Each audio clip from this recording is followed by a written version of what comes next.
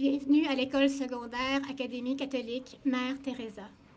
Mon nom est Nathalie Dufour-Séguin, je suis la présidente du conseil scolaire de district catholique Centre-Sud.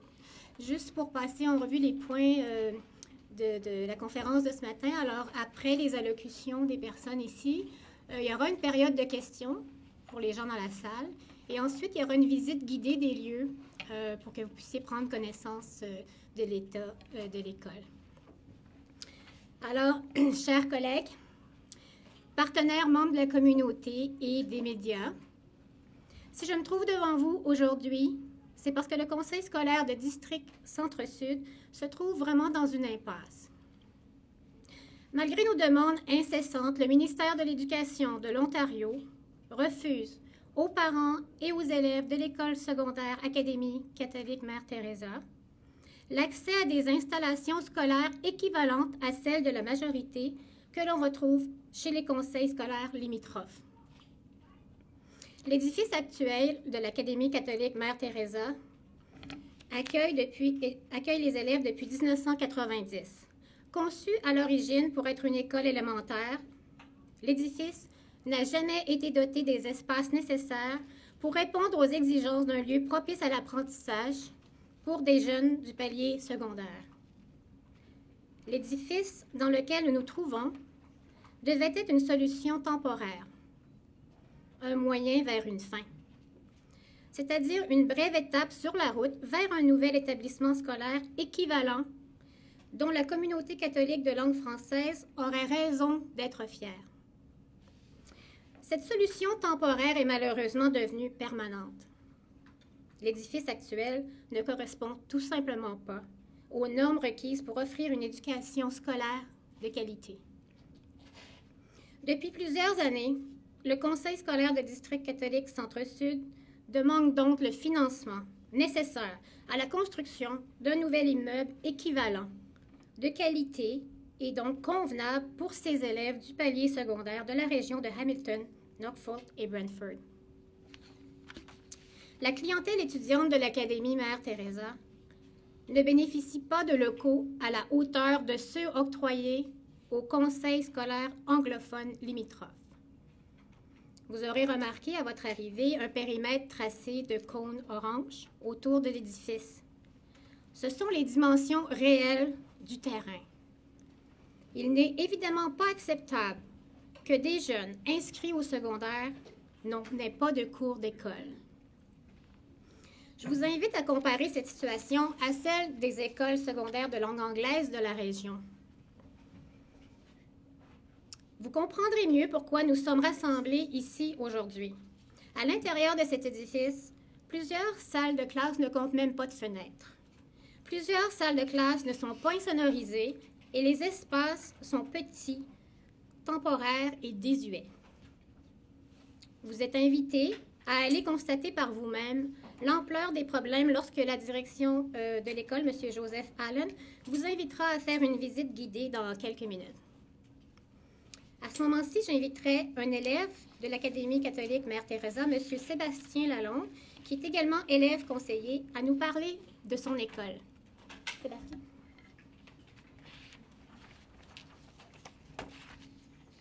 Bonjour, mon nom est Sébastien Lalonde. Je suis élève conseiller au CSD-CCS.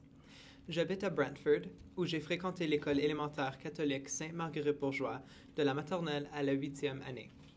Je suis maintenant en 12e année à l'Académie catholique Mère Teresa de Hamilton et je passe chaque jour plus d'1 heure en autobus scolaire pour pouvoir étudier en français. Avant cela, c'était un trajet d'1h20 que je faisais 2 fois par jour pour avoir la chance d'étudier à la CMT. Je suis fier d'être francophone. Je suis fier de l'éducation que j'ai reçue ici. Les membres du personnel nous accompagnent du mieux qu'ils peuvent. Ils nous transmettent leur savoir et nous encouragent à développer nos talents et nos compétences. Je ne suis toutefois pas fier du tout de l'édifice qui loge mon école secondaire. Il me gêne. C'est vraiment dommage que nous ne puissions pas apprendre et évoluer dans un environnement comparable à ce qu'offrent les écoles secondaires de la langue anglaise de la région. À la CMT, nous sommes coincés sur un terrain minuscule, alors que je vois régulièrement des écoles secondaires de langue anglaise profitant de terrains bien plus grands. S'il n'y a pas de classe portative ici, ce n'est pas parce que l'édifice est vide. C'est parce que le terrain est trop étroit pour en accueillir, même pas une seule. Et de toute façon, je ne crois pas que ce serait idéal d'avoir une école constituée de portatives. C'est aussi pour cette raison que les élèves de la 7e et la 8e année de la région sont dans des écoles élémentaires. Le terrain est aussi trop étroit pour contenir une cour d'école. À la CMT, il n'y a pas de terrain de soccer ni de piste d'athlétisme. Pour cette raison, mon éducation secondaire s'écarte considérablement de ce qui est considéré normal à Hamilton, à Brantford et à Norfolk. Ce n'est pas acceptable. Malgré les défis, la CMT a une équipe exceptionnelle de ballon-panier. Il se pratique dans un gymnase construit pour un gymnase d'école élémentaire. Impossible pour nous d'accueillir des compétitions régionales ou provinciales. À l'étage, la plupart des salles de classe n'ont pas de fenêtres. C'est injuste et humiliant que mes camarades et moi n'ayons pas accès à des installations comparables à celles des autres élèves de Hamilton, de Brantford et de Norfolk. J'ai participé à des activités étudiantes dans tous les coins de l'Ontario. J'en ai donc vu des écoles. Et même si je serai à l'université l'an prochain, j'espère que les élèves de l'ACMT auront bientôt une école comparable à celle que j'ai vue ailleurs, incluant tout près d'ici. Une école où ils auront accès à des laboratoires à la fine pointe de la technologie, des ateliers spécialisés, un gymnase double, une chapelle, une cafétéria et une cour d'école digne de ce nom avec terrain de soccer et piste d'athlétisme. Une école où ils auront de l'espace et des locaux adéquats comme les autres élèves de Hamilton et des environs. Mon éducation a beaucoup souffert en raison de la mauvaise qualité de l'édifice et du site aux dimensions minuscules. Ce ne sont pas des problèmes que l'excellent personnel de l'école peut surmonter. Aucun francophone ne devrait avoir à subir ce que j'ai subi. Merci.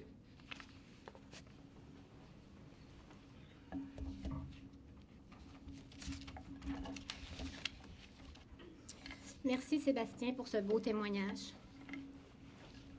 À ces constats, je tiens à ajouter que tous les aspects de ce site et de cet immeuble sont inadéquats et désuets. Le terrain, comme l'édifice et la plupart des systèmes mécaniques et électriques, sont vraiment à la fin de leur vie utile. Au moins à 3 reprises, le ministère de l'Éducation s'est opposé à l'acquisition par le CSD-CCS de propriétés sur lesquelles le Conseil aurait pu construire une nouvelle école, ce qui aurait donc pu répondre aux besoins des élèves de l'école secondaire catholique Mère Teresa. Par exemple, le site actuel de l'école Bishop Ryan de Hamilton-Wentworth, Catholic District School Board, qui sera vide dès cet été en raison de la construction d'un nouvel édifice non loin de là. Aussi, le terrain appartenant au Hamilton-Wentworth District School Board, situé au 401 rue Rimmel, et le terrain de Bruton East. Après de multiples rencontres et correspondances avec le personnel du ministère de l'Éducation pour faire valoir les besoins et les droits de nos élèves, et devant le refus de la ministre de l'Éducation, Liz Sandals, de rencontrer les élus du CSD-CCS pour résoudre cette impasse, nous ne pouvons que constater que les nombreuses démarches administratives et politiques que nous avons entreprises ont été vaines. With all due respect, the Ministry of Education must provide suitable secondary school facilities not only for students attending Académie catholique Mère Teresa, but also those who are entitled to do so and choose not to. Not surprisingly, as a result of the embarrassing state of this facility. Section 23 of the Canadian Charter of Rights and Freedoms guarantees the right to publicly fund French language secondary education that is substantially equal to that offered in English. This right clearly includes a right to equivalent facilities. As the courts have consistently and clearly recognized, the Ontario government has the obligation to fulfill this fundamental right without delay. The Ministry of Education has denied funding to acquired properties the CSD-CCS has made offers on in order to build a new suitable school facility. The Ministry of Education has also denied funding required to build a new suitable school facility. This failure to acknowledge the rights of Académie Catholique Mère Teresa students to a facility that is equal to those housing English language school is simply unacceptable. It's also unconstitutional. Therefore, the last option available is to take legal action. Nul ne saurait remettre en doute que le nombre d'élèves dans le secteur de fréquentation de l'Académie Mère Teresa justifie un établissement scolaire secondaire digne de ce nom. L'édifice actuel empêche le CSD-CCS d'offrir à Hamilton une éducation catholique de langue française de qualité égale à l'éducation offerte par les écoles de langue anglaise. L'article 23 de la Charte canadienne des droits et libertés exige que les établissements physiques d'une école de la communauté catholique de langue française en Ontario soient véritablement équivalentes aux établissements actuels et futurs de la majorité. Les établissements scolaires du CSD-CCS doivent également pouvoir assurer le rôle communautaire particulier et si important des écoles de langue française. Force est de constater que le ministère de l'Éducation ne remplit pas ses obligations constitutionnelles envers les élèves de l'Académie catholique Mère Teresa et leurs parents avec l'édifice et le site actuel. La situation actuelle perpétue et aggrave l'assimilation de la jeunesse francophone, ce qui contrevient au mandat constitutionnel du CSD-CCS de favoriser l'épanouissement et la pérennité de la communauté francophone. Ayant exploré sans succès les voies administratives et politiques, et donc épuisé tous ses recours, le CSD-CCS se tourne maintenant vers la seule avenue envisageable, celle des tribunaux. Voilà pourquoi le CSD-CCS a demandé aujourd'hui à ses avocats d'intenter dès que possible une poursuite judiciaire contre le gouvernement de l'Ontario. Je cède donc la parole à l'avocat représentant le CSD-CCS, Maître Mark Power, de la firme Enid Blakey, qui se spécialise en droit de l'éducation et en droit linguistique. Il représente également plusieurs autres conseils scolaires francophones en Ontario et au Canada. Maître Power. Merci. Bonjour. Bonjour. C'est vraiment un honneur pour moi d'être ici, entre autres parce que je suis un produit des écoles de ce conseil scolaire catholique, l'école Saint-Jean-de-la-Lande à Scarborough et l'école Monseigneur de Charbonnel au niveau secondaire. On m'a demandé d'expliquer en quelques instants le fondement juridique de la réclamation du conseil scolaire et j'ai l'intention de faire ça en français. Donc, I'm just going to try and set out succinctly the legal basis for this civil claim. But I intend to do so mostly in French, and I'll be happy to take questions or to comment in English if necessary, either during or after. Donc, écoutez, l'article 23 de la Charte canadienne des droits et libertés prévoit très concrètement que là où le nombre le justifie, la communauté francophone de Hamilton, de Brantford, de Simcoe a un droit à un édifice scolaire de qualité véritablement égale à ce qui est offert aux anglophones dans la même région. Puis pourquoi est-ce que ce droit-là est dans la Constitution? Bien, c'est parce que les tribunaux reconnaissent depuis très, très longtemps, le Canada reconnaît depuis très, très longtemps, que c'est à l'école, surtout, qu'on réussit à transmettre la langue et la culture en 2013. Donc, les études, les tribunaux reconnaissent que c'est à l'école qu'on peut transmettre langue et culture, et donc que les élèves qui ne sont pas dans les écoles du Conseil scolaire catholique du Centre-Sud sont des élèves qui vont probablement ne pas réussir à apprendre ou à maintenir le français et qui deviendront complètement assimilés. Et à Hamilton, Brantford et Simcoe, le problème est très, très grave. Pourquoi? Parce que dans les écoles nourricières, en maternelle, en première, en deuxième année, il y a à peu près 800, il y a des centaines et des centaines d'élèves inscrits, et ce sont des élèves qui ne restent pas dans le système jusqu'à la fin du secondaire. Ce sont des élèves qui passent plutôt aux écoles de langue anglaise. Donc aujourd'hui, à la CMT, à cette école secondaire, il y a environ 225 élèves, il devrait y en avoir au moins 800. Où est-ce que ces élèves se retrouvent? Bien, ils se retrouvent dans les écoles anglophones et ce sont des gens qui sont en train de perdre la langue et la culture. Donc, what have the courts said about this type of situation?